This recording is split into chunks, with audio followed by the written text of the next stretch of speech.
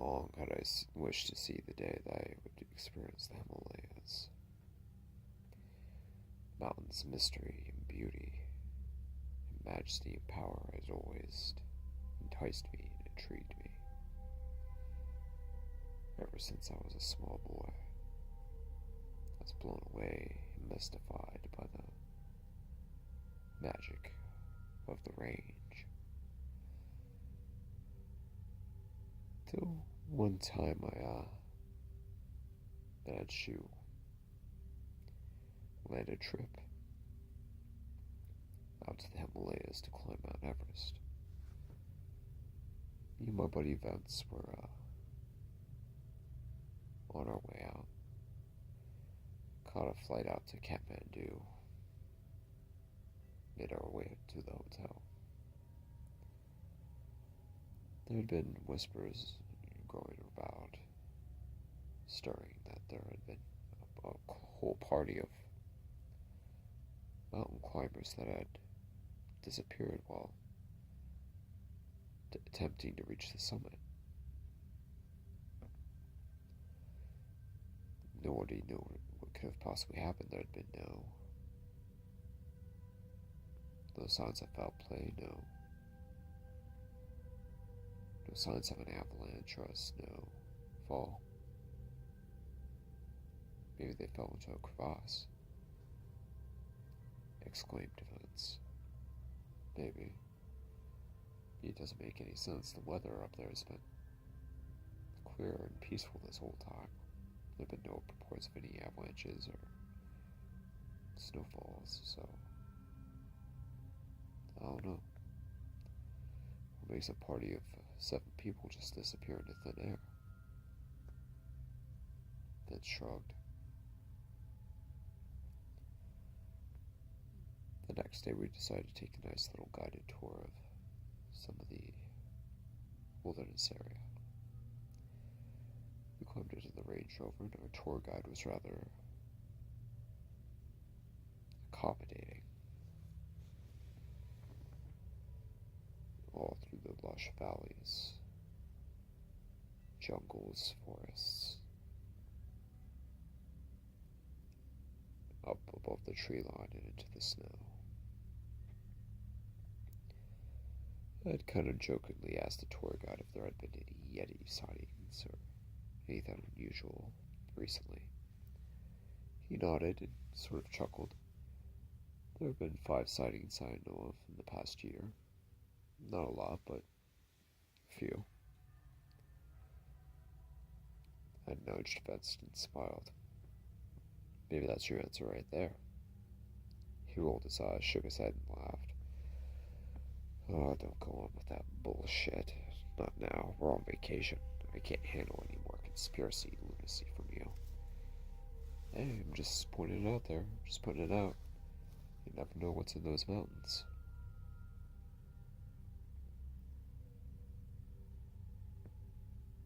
We made our way up. Saw the sunset and went back to our hotel. The next day we woke up nice and early. To tour around the city. Various Buddhist and Hindu temples. I even ended up meditating in one of them. It's very nice and tranquil. Very at ease. Vince and I decided to go on a nice little day hike. It's nice and easy. We even could have sworn we saw a tiger in the distance, but that was just our imaginations. And walked on. Then the next morning is when we made our way to base camp. There were several other tourists in the area that were attempting to climb the summit of Everest, and we made a few friends. There had still been whispers going around about the missing hiking party that went missing about a week beforehand. They still weren't accounted for, and people were wondering what happened. Geez, I'm here. I wonder what was going on, one of the girls said. This is really unusual. This doesn't usually happen. I shrugged. Who knows, maybe they fell into a crevasse or something, or a cave. Maybe, she replied. We began our ascent. We made it to about 7,000 feet. We decided to turn in for the night. We pitched our tents. It was a long day, and I dozed off. But during the night, I was awoken to something. The sound of crunching outside. It appeared to be coming from a distance, but felt like it sounded like it was getting closer gradually, slowly, calculatingly.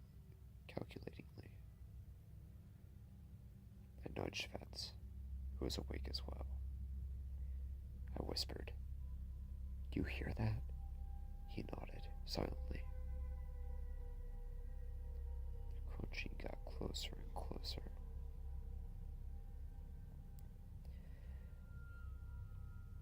Until it sounded like whatever was outside was just outside the wall of our tent.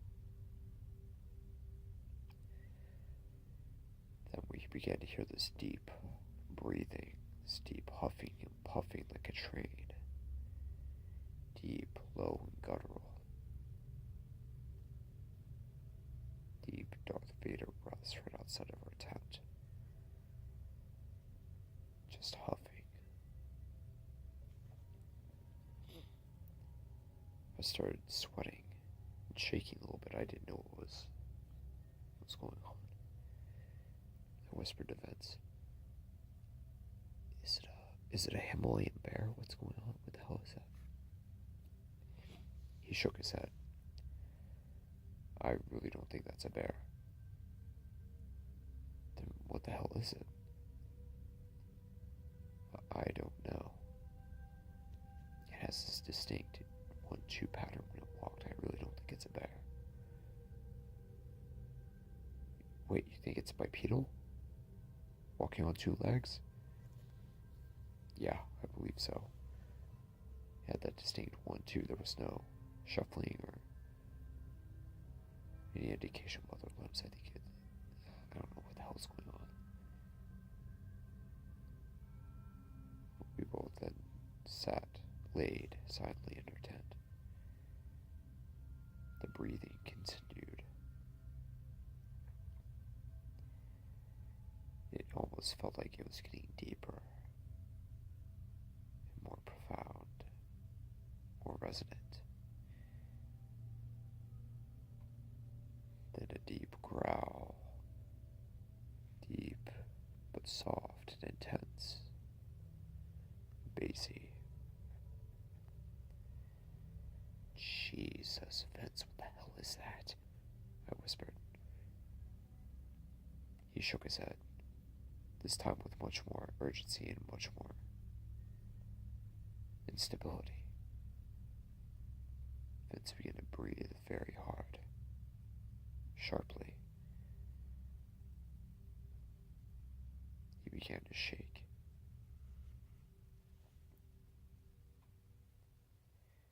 Then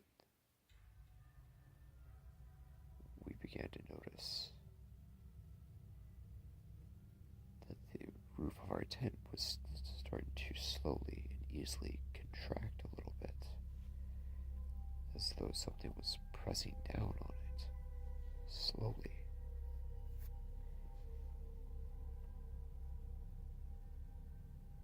I reached for the flashlight. Vince grabbed my arm, shaking his head.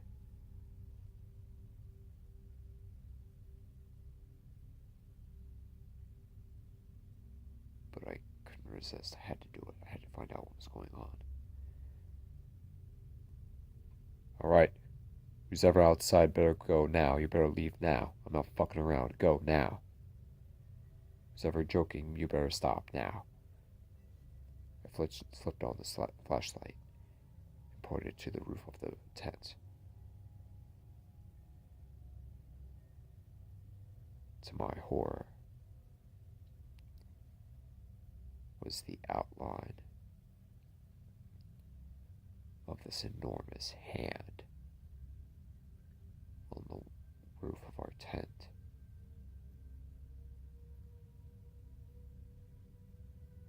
And another low rumbling growl emanated from outside.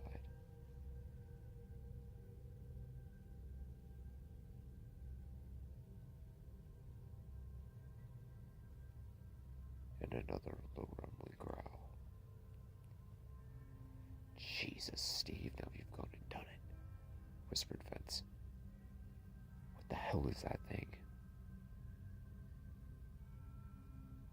Yeti, mumbled Vince. The hand was enormous, about 2 to 3 times the size of a human's hand, but in the same shape. Another low rumbling growl emanated. It was almost as though the hand was starting to push down on the tent even more. More and more. Go! Get now! Leave! I yelled. Go now! Another growl. And the hand suddenly disappeared from the roof of the tent.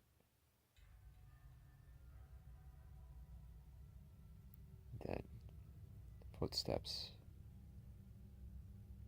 began to trail away from the tent, slowly, steadily moving away, drowned out by the howling wind. I sighed. Vince shook his head. You're fucking crazy, you know that. He gasped, grabbing my arm. You are absolutely fucking crazy. If that damn thing comes back. It won't, I whispered. How the hell do you know that? He whispered back. I don't. But I'll be ready if it does. How long do you think the battery on that flashlight will last? I don't know. A while, I think. Several hours at least. Let's hope so. Do you think you'll be able to sleep tonight for the rest of the night? I don't know.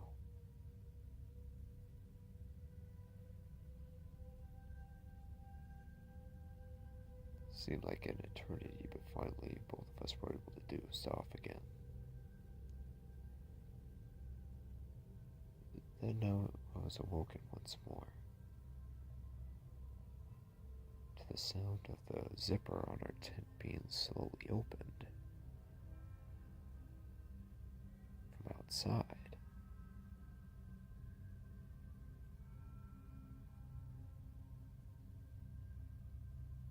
And then a long, hairy black arm reaches right into the tent.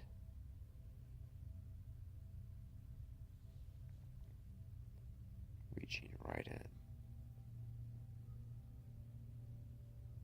Right over Vince's sleeping body. The gigantic hand just over his head. I reach for my Bowie knife and stab at the arm, right in the forearm, hoping to sever a vein or an artery. Blood squirts. A terrible, high-pitched scream emanates from outside.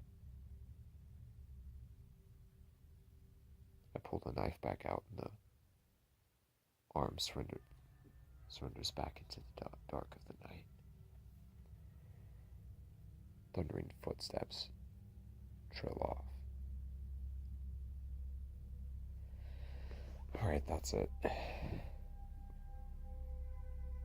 you think the others heard that?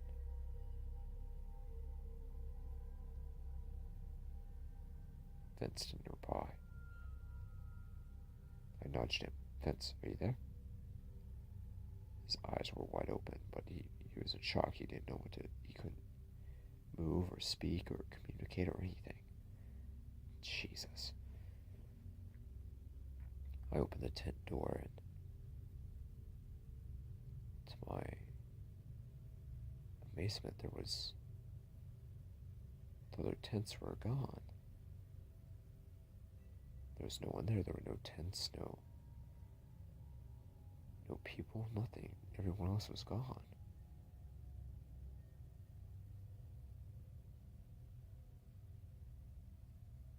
What the hell is going on?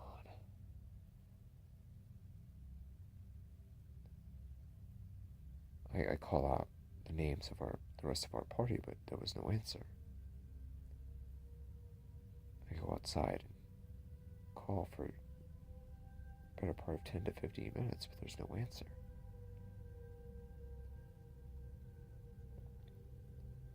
Snow is falling fairly hard. The wind swirls in circles. And no one answers. Then Vince calls for me to come back inside the tent. Now. I go back inside and say, Vince, there's nobody here. There's no one left. What the hell's going on? I think that thing might have something to do with that. You think so? I know so, he whispered. You think it will be back? I don't know. I fucked it up pretty good with my knife when I stabbed it. Let's hope so. Let's wait till morning, then we'll make our descent back down and notify the authorities of what's happening.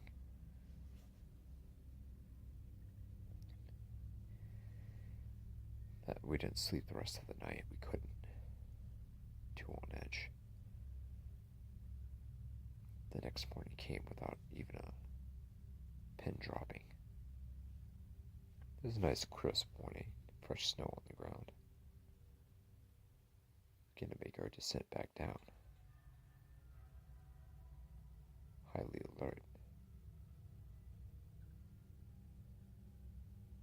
But then, I noticed something following us. It only moved when we moved. It was following us through the tree line.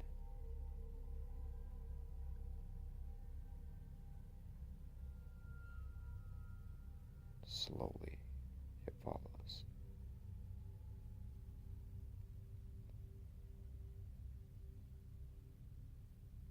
Then, it lurches out onto the trail in front of us.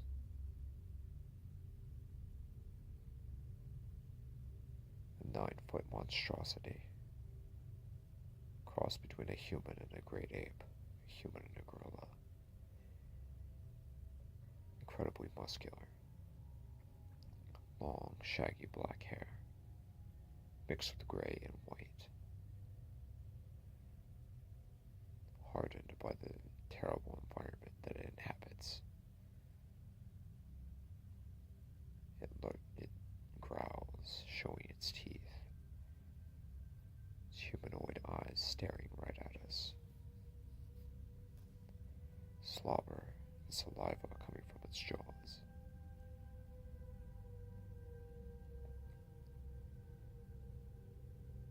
Then, we hear something else in the distance. This incredible roar.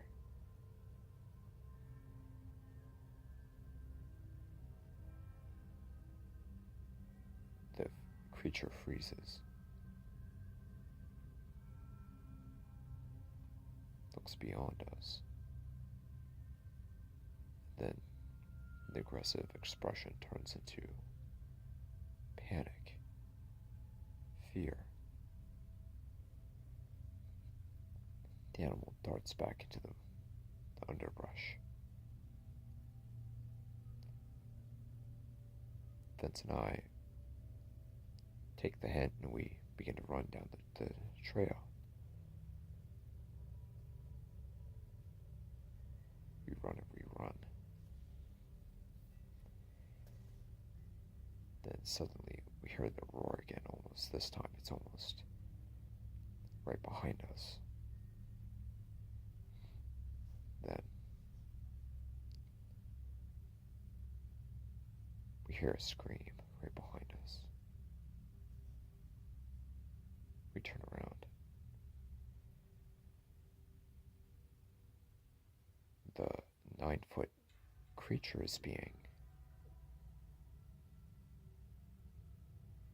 it's in the grasp of another monster, but this thing is just horrifying.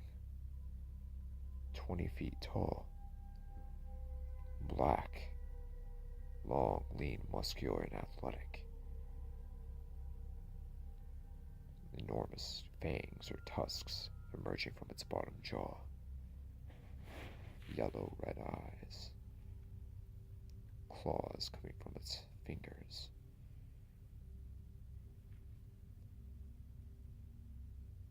Its hand envelops the smaller monster's head,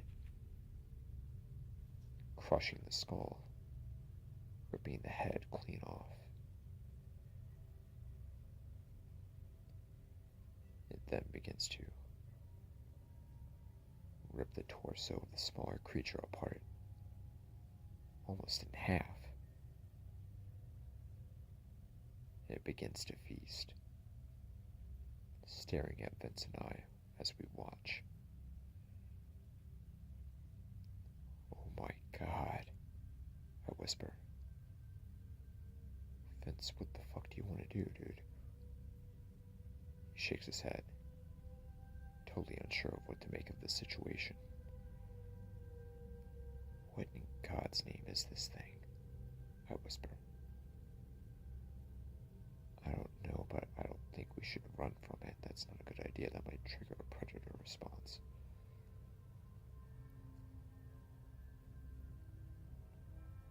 What are we gonna do? Just walk while it's eating? Yeah, that's probably the best route to go.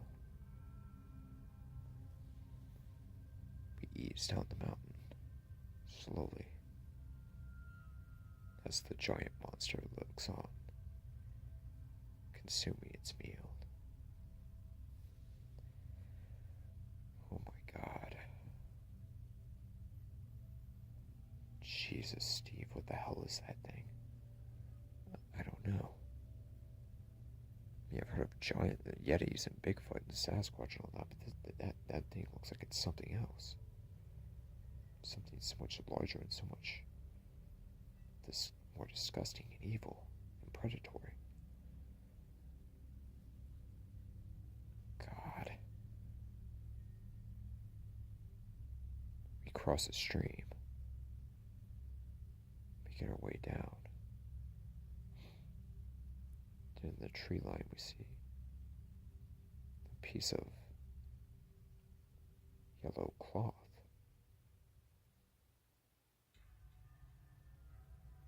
We realize it's a piece of a tent, almost 12 feet up in the air.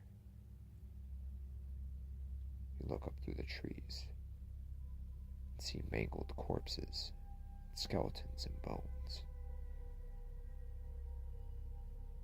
Probably 20 or 30 of them, all mangled together. The rancid smell of rotting flesh filling the air.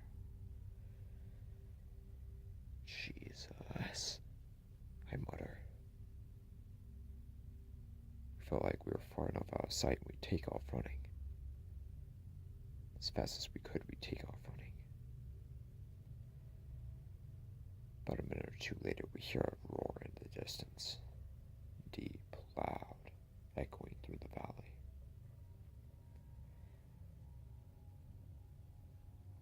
We hear another roar, this time closer.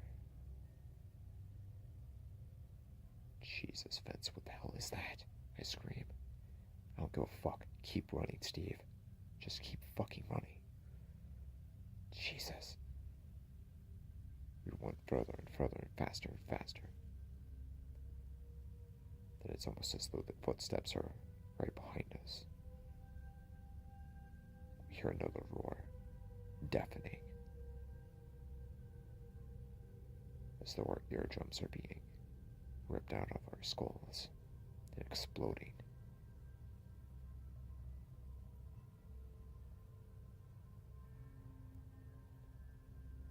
Then we begin to hear the sound of gunshots, the screaming of men in another language.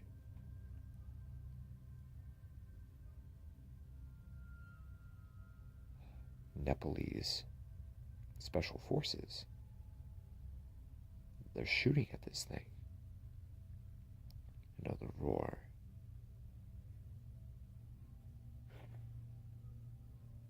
And the thing retreats. Yeah, the Nepalese were shooting 50 caliber rifles at this thing.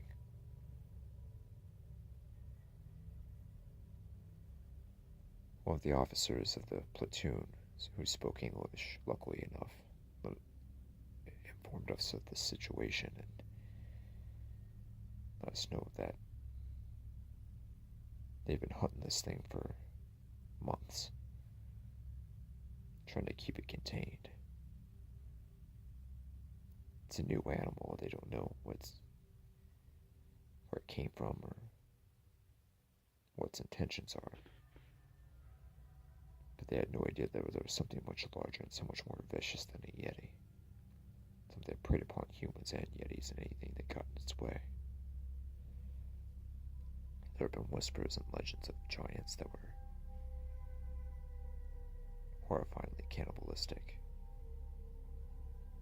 But no one had actually seen one and lived to tell the tale until now.